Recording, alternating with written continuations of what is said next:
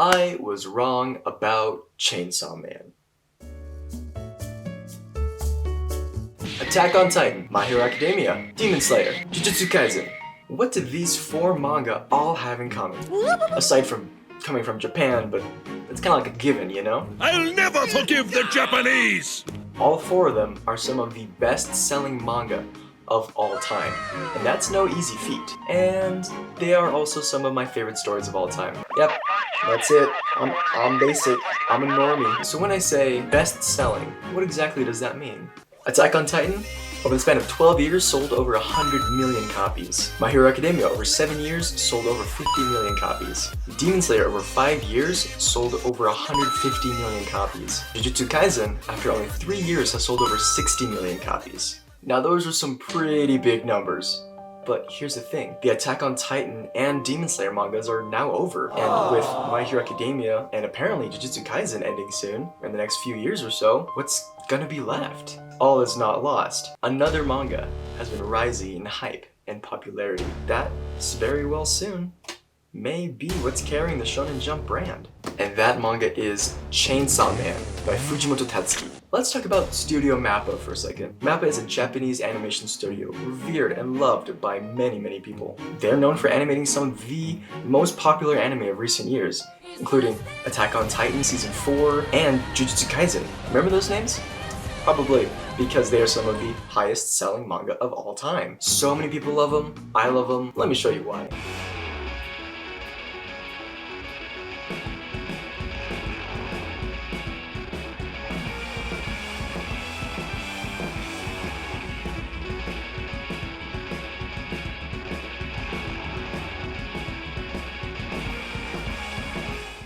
But then, this trailer dropped.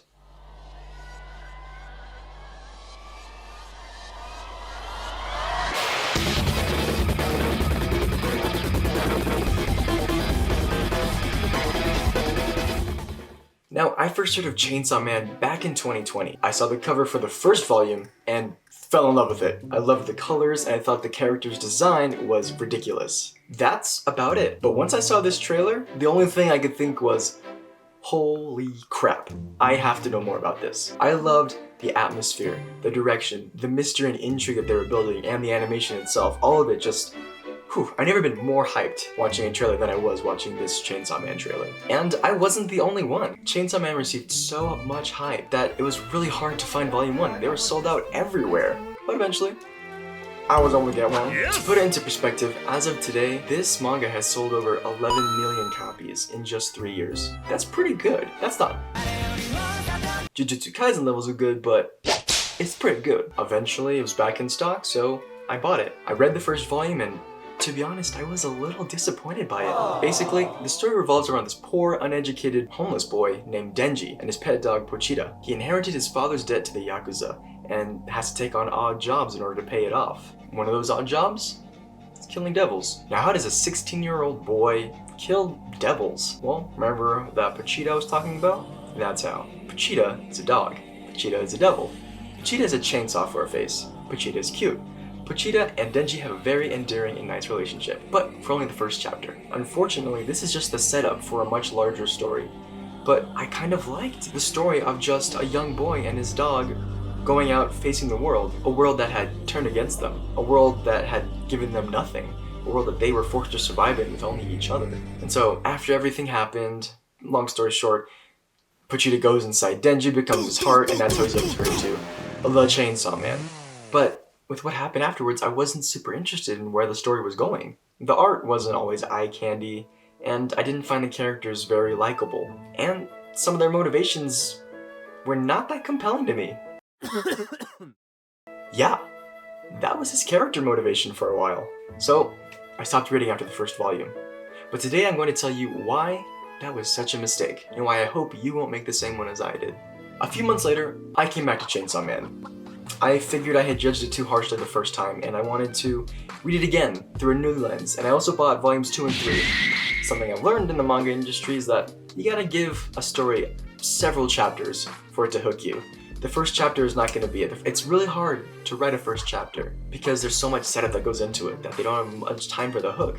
So you gotta ease in a little bit, little by little. And holy crap, am I glad that I got back into Chainsaw Man. It is hands down one of the best manga I have ever read. I'll be honest, I did not understand Denji's character at first. I thought he was just a guy that wanted to... yeah, but it turns out I was able to relate to him on a much deeper level.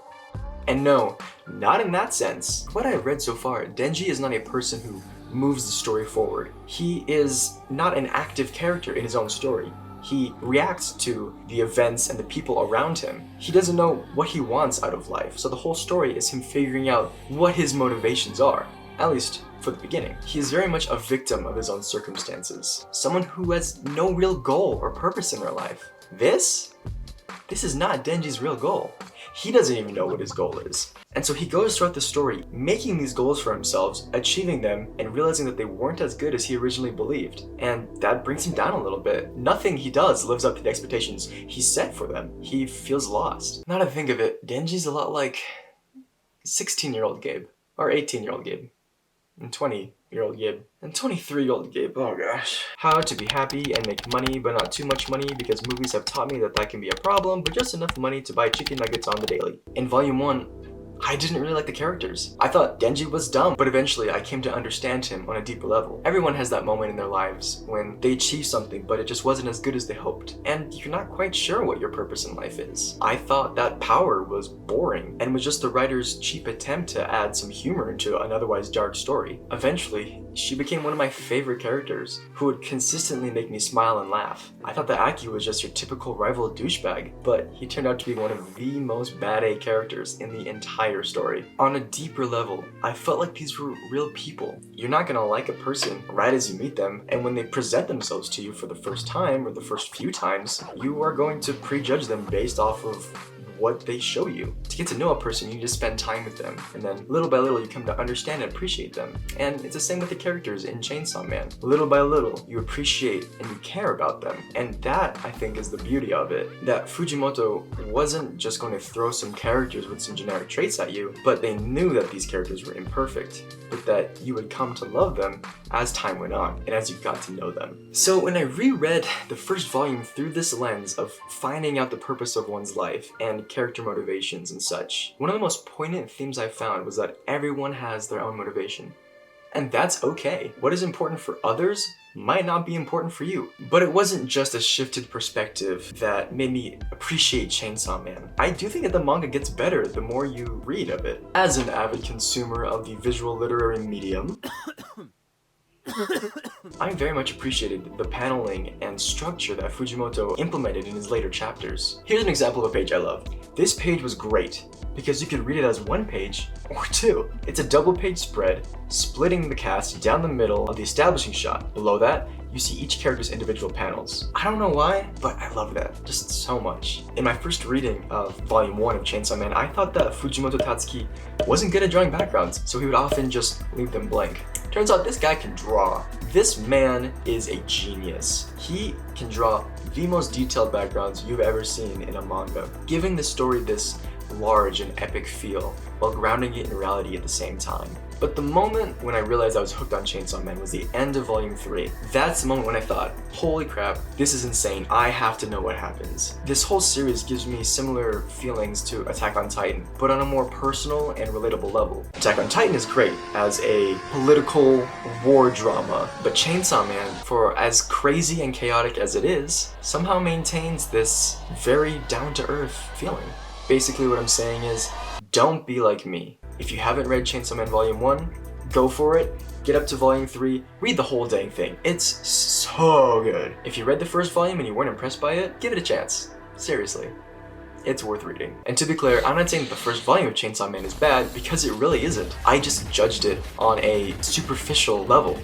Needless to say, I am hyped for the anime adaptation. Chainsaw Man is still absolutely ridiculous, but ridiculously fun. After reading this and Fire Punch, the previous work of this writer, I have become a huge fan of Fujimoto Tatsuki. I have since finished Chainsaw Man, and will one day talk about the parts of it that wrecked me the most and how it destroyed me harder than Attack on Titan did. Maybe I'll also talk about Fire Punch someday. But Not today, because I've talked a lot and I'm tired.